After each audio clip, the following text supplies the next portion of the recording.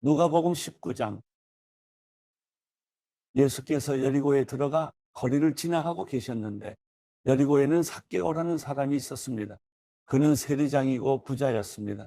삭개오는 예수께서 어떤 분인지 보려고 했으나 많은 사람들 때문에 볼 수가 없었습니다. 그는 키가 작았기 때문입니다.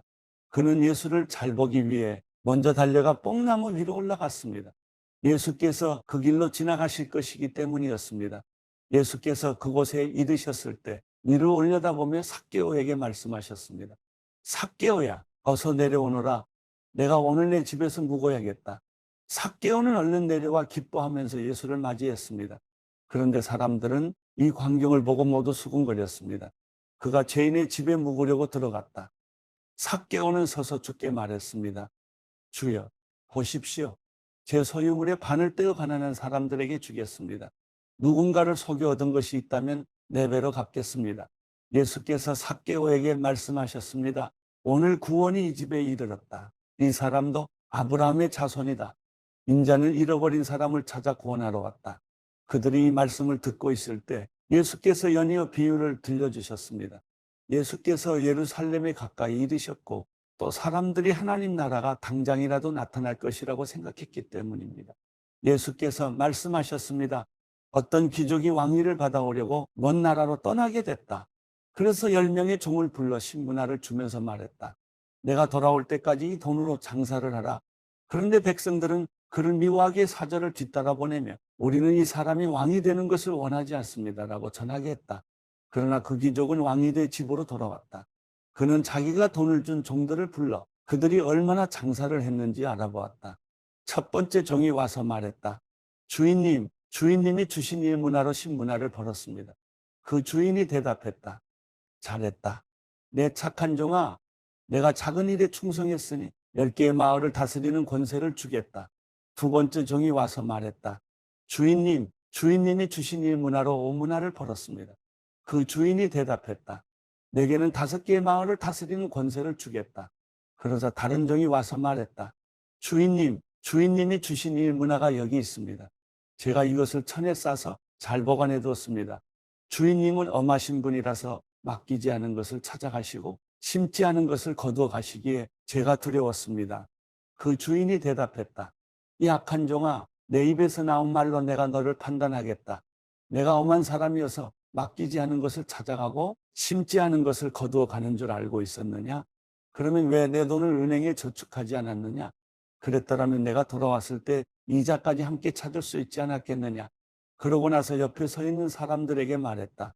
이 일문화를 빼앗아 신문화 가진 종에게 주어라. 그들이 말했다. 하지만 주인님, 그는 벌써 신문 하나 갖고 있습니다. 그가 대답했다. 내가 너희에게 말한다. 가진 사람마다 더 많이 받을 것이고 아무것도 가지지 않은 사람은 그 있는 것마저 빼앗길 것이다. 그리고 내가 자기들의 왕이 되는 것을 원치 않은 이 원수들을 이리로 끌어다가 내 앞에서 죽여라. 예수께서 이 말씀을 마치고 예루살렘을 향해 앞장서서 올라가셨습니다. 예수께서 올리브산 근처 벳바게와 베다니에 가까이 이르셨을 때 두 제자를 보내시며 말씀하셨습니다. 반대쪽 마을로 가거라. 그 마을에 들어서면 아직 아무도 탄 적이 없는 새끼 나귀 한 마리가 매여 있을 것이다. 그것을 풀어서 끌고 오라. 누가 왜 풀어가느냐고 물으면 주께서 필요로 하신다고 하라. 보냄받은 사람들이 먼저 마을로 들어가 보니 과연 예수께서 말씀하신 대로 나귀가 있었습니다. 그들이 나귀를 풀고 있는데 나귀 주인들이 그들에게 물었습니다. 무슨 일로 새끼의 나귀를 푸는 거예요? 그들이 대답했습니다. 주께서 필요로 하십니다. 그들은 예수께로 나귀를 끌고 와서 자기들의 겉옷을 던져 나귀 등에 얹고 예수께서 타시도록 했습니다. 사람들은 예수께서 가시는 길 위에 자기들의 겉옷을 깔아드렸습니다. 예수께서 올리브 산의 내리막길에 가까이 이르시자 온 무리의 제자들이 기뻐하며 자기들이 본 모든 기적에 대해 큰 소리로 하나님을 찬양하기 시작했습니다. 복되도다 주의 이름으로 오시는 왕이여. 하늘에는 평화, 지극히 높은 곳에서는 영광. 무리 중에 있던 몇몇 바리새파 사람들이 예수께 말했습니다. 선생님, 제자들을 꾸짖으십시오. 예수께서 대답하셨습니다. 내가 너희에게 말한다. 그들이 가만히 있으면 저 돌들이라도 외칠 것이다. 예루살렘에 가까이 이르신 예수께서 그 마을을 보고 눈물을 흘리시며 말씀하셨습니다. 오늘 내가 평화에 이르게 하는 일들을 알았더라면 좋았을 텐데 그러나 내 눈에는 이것이 지금 가려져 있구나. 내 원수들이 내 주위에 토성을 쌓고 너를 에워싸고 사방에서 너를 포위하는 날이 올 것이다. 그들은 너를 짓밟고 너와 함께한 내 자식들도 짓밟을 것이다. 돌 위에 다른 돌 하나라도 남겨두지 않을 것이다. 이것은 하나님께서 너를 찾아오신 때를 내가 깨닫지 못했기 때문이다. 예수께서 성전에 들어가셔서 장사하는 사람들을 내쫓기 시작하셨습니다. 예수께서 그들에게 말씀하셨습니다. 성경에 내 집은 기도하는 집이 될 것이다라고 기록되어 있다. 그런데 너희가 이곳을 강도들의 소굴로 만들었구나. 예수께서는 날마다 성전에서 가르치셨습니다. 그리고 대제사장들과 율법학자들과 백성의 지도자들은 예수를 죽이려 했습니다. 그러나 어떻게 할 방도가 없었습니다. 모든 백성들이 예수의 말씀을 열심히 듣고 있었기 때문입니다. 누가복음 20장, 예수께서 성전에서 사람들을 가르치며 복음을 전하고 계실 때 대제사장들과 율법학자들이 장로들과 함께 예수께 다가와 말했습니다. 당신이 무슨 권세로 이런 일을 하는 것인지 말해보시오. 누가 이런 권세를 주었어? 예수께서 대답하셨습니다. 나도 한 가지 물어보겠으니 내게 말하라. 요한의 세례가 하늘로부터 왔느냐 아니면 사람으로부터 왔느냐? 그들은 서로 의논하며 말했습니다. 만약 우리가 하늘로부터 왔다고 하면 예수가 그러면 왜 그를 믿지 않았느냐고 할 것이고, 사람으로부터 왔다고 하면 요한을 예언자라고 믿는 모든 백성들이 우리에게 돌을 던질 것이다. 그래서 그들은 대답했습니다. 어디로부터 왔는지 우리는 모르겠어. 예수께서 대답하셨습니다. 그렇다면 나도 무슨 권세로 이런 일을 하는지 너희에게 말하지 않겠다. 예수께서는 사람들에게 이런 비유를 들려주셨습니다. 어떤 사람이 포도원을 만들어 농부들에게 세를 주고 오랫동안 떠나 있었다. 포도를 수확할 때가 되자 그는 종을 농부들에게 보내 열매 소출의 얼마를 받아오라고 했다. 그러나 농부들은 그를 때리고 빈손으로 보내버렸다. 주인은 다른 종을 보냈다. 그러나 그들은 그 종도 때리고 모욕하고 빈손으로 돌려보냈다. 주인은 세 번째 종을 보냈지만 농부들은 그 종마저 상처를 입혀 쫓아보냈다. 그러자 포도원 주인이 말했다. 이제 어떻게 할까? 사랑하는 내 아들을 보내야겠다. 아마도 내 아들은 존중하겠지. 그러나 농부들은 그를 보자 서로 의논하며 말했다. 이 사람은 상속자니 그를 죽이자. 그러면 그 유산이 우리 것이 될 것이다. 이렇게 해서 그들은 아들을 포도원 밖으로 끌어내 죽였다. 그렇다면 이 포도원 주인은 그들에게 어떻게 하겠느냐? 주인이 와서 그 농부들을 죽이고 포도원을 다른 농부들에게 줄 것이다. 사람들은 이 이야기를 듣고 말했습니다. 이런 일은 절대 없었으면 좋겠습니다. 예수께서는 그들을 똑바로 쳐다보고 말씀하셨습니다. 그렇다면 건축자들이 버린 돌이 모퉁이의 머릿돌이 됐다라고 기록된 말씀이 무슨 뜻이겠느냐? 누구든지 이 돌 위에 떨어지는 사람마다 부서질 것이며 이 돌이 어느 사람 위에 떨어지든지 맞는 사람은 가루가 되고 말 것이다. 율법학자들과 대제사장들은 이 비유가 자기들을 가리켜 하시는 말씀인 것을 알고 당장 예수를 체포할 방도를 모색했습니다. 그러나 그들은 백성들을 두려워했습니다. 기회를 엿보던 그들은 첩자들을 보내 의로운 사람들인 채 행동하도록 했습니다. 그리고 예수의 말씀에 트집을 잡아 결국 권력 있는 총독에게 넘겨주려는 속셈이었습니다. 첩자들이 예수께 물었습니다. 선생님, 선생님의 말씀과 가르침이 옳은 줄 저희가 압니다. 또 사람을 겉모습으로 판단하지 않고 언제나 진리에 따라 하나님의 길을 가르치시는 것도 합니다. 저희가 가이사에게 세금을 내는 것이 옳습니까? 옳지 않습니까? 예수께서 그들의 겉과 속이 다름을 꿰뚫어보고 말씀하셨습니다. 대낮이 오늘 나에게 보여다오. 동전에 있는 얼굴과 새겨진 글자가 누구의 것이냐? 그들은 가이사의 것입니다라고 대답했습니다. 예수께서 그들에게 말씀하셨습니다. 그렇다면 가이사의 것은 가이사에게 바치고 하나님의 것은 하나님께 바치라. 그들은 사람들 앞에서 예수의 말씀에 트집을 잡을 수 없었습니다. 오히려 예수의 대답에 놀라 말문이 막혀버렸습니다. 부활이란 없다고 말하는 어떤 사두개파 사람들이 찾아와 예수께 질문했습니다. 그들이 말했습니다. 선생님, 모세의 기록에 따르면 형이 자식 없이 아내를 두고 죽으면 그 동생이 과부가 된 형수와 결혼해 형 대신 자식을 낳아야 한다라고 했습니다. 그런데 7 형제가 있었습니다.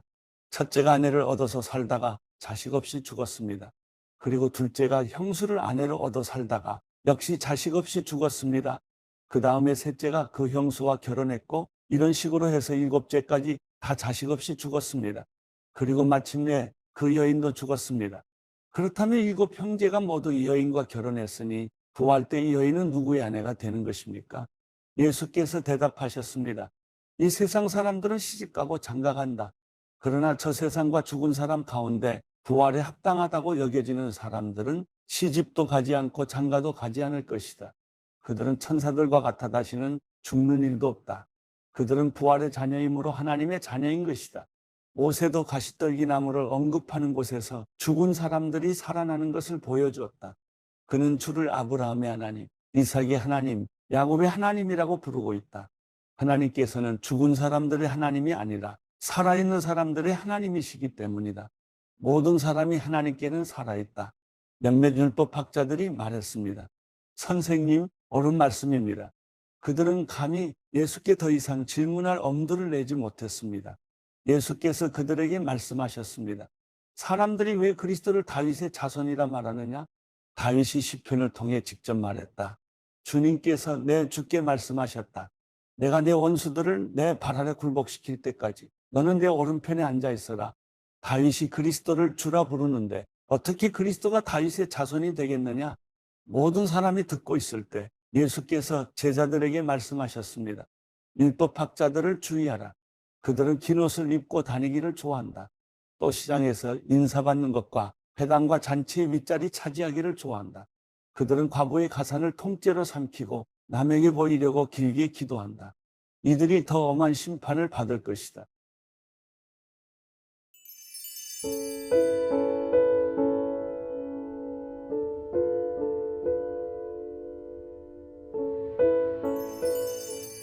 시편 143편. 오 여호와여, 내 기도를 들으시고 내 기도에 귀 기울이소서. 주의 신실하심과 주의 의로 내게 응답하소서. 주의 종이 심판을 받지 않게 하소서. 살아있는 사람 누구도 주 앞에 의로운 사람이 없습니다. 적들이 내 영혼을 괴롭혔습니다. 내 생명을 땅바닥에 내리꽂았고 죽은 지 오래된 사람들처럼 나를 어둠 속에서 살게 했습니다. 그러니 내 영혼이 깊이 실망하고 내 마음이 속에서 절망합니다. 내가 지난 날을 기억하며 주께서 하신 모든 일들을 묵상합니다. 주의 손으로 하신 일들을 생각합니다. 내가 주께 손을 뻗습니다. 내 영혼이 바짝 마른 땅같이 주를 목말라 합니다. 셀라, 여호와여, 어서 빨리 응답하소서. 내 영이 죽어가고 있습니다. 주의 얼굴을 내게서 숨기지 마소서. 내가 저 아래 구덩이에 빠지는 사람들과 똑같이 될까 두렵습니다. 내가 주를 의지하니 아침에 주의 변함없는 사랑을 듣게 하소서. 주께 내 영혼을 올려드리니 내가 가야 할 길을 보여주소서. 여호와여, 내 적들에게서 나를 구하소서. 내가 주께로 피해 숨습니다. 나를 가르쳐 주의 뜻대로 하게 하소서. 주는 내 하나님이십니다. 주의 영은 선하십니다. 나를 평탄한 땅으로 인도하소서. 여호와여, 주의 이름 때문에라도 나를 되살리소서. 주의 의로우심 때문에라도 내 영혼을 고통에서 건져내소서. 주의 변함없는 사랑으로 내 적들을 끊어버리시고 내 영혼을 해치는 모든 사람들을 멸망시키소서. 나는 주의 종입니다.